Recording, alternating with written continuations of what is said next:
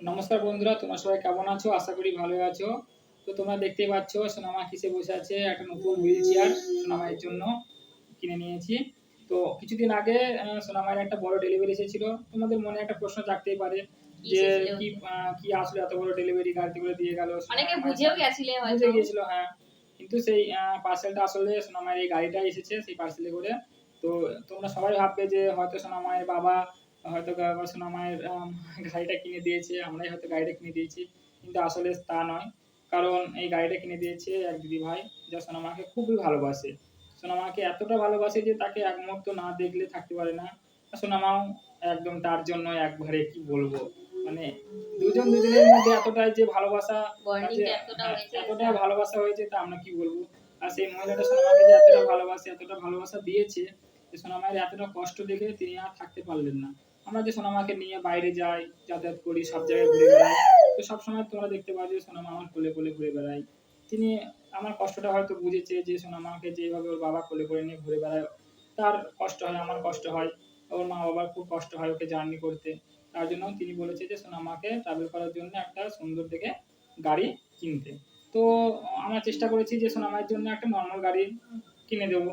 তো তিনি বললেন যে না, সোনামার জন্য একটা নর্মাল গাড়ি কিনতে হবে না, যে গাড়িটা চড়ে সোনামা সব থেকে ভালো কমফোর্টেবল হবে, যে গাড়িটা চড়ে সোনামা সব থেকে ভালোভাবে চলাফেরা করতে পারবে, সেই গাড়িটা চড়ে সেই রকমই একটা গাড়ি এতটা মানে সোনামার জন্য ভাবে।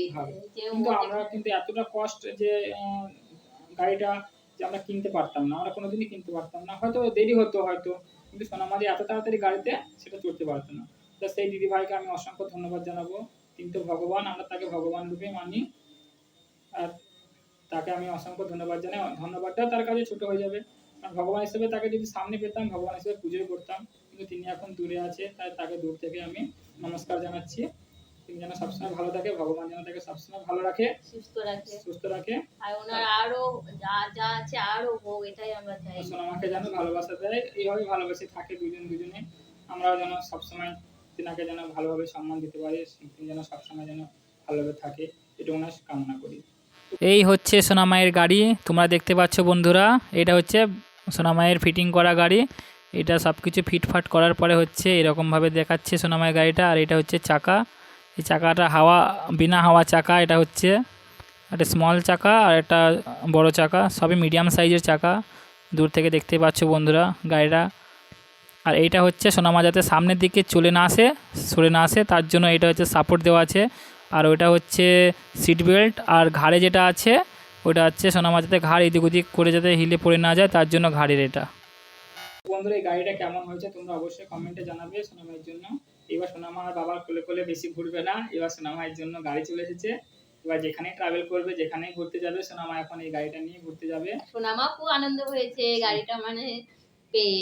এত গাড়িটা চাপলে শুধু হাসি, শুধু হাসি হাসি হাসি। সবাইকে বলে দাও টাটা। বলে আমার গাড়িটা কেমন হয়েছে একটু জানাবে। বলে আমার বড়মা কিনে দিয়েছে, আমার বড়মা কিনে দিয়েছে। আমার বড়মা কিনে দিয়েছে বলো। আমার বড়মা আমাকে কিনে দিয়েছে, আমাকে খুব ভালোবাসে। তো বন্ধুরা, এতটুকুই জানানো ছিল তোমাদের সামনে। তো ভালো থেকো, সুস্থ থেকো। আর যদি কিছু ভুল বলে থাকি, কিছু মনে হয় তাহলে ক্ষমা করে দিও। এখানেই আমরা রাখছি। বাই।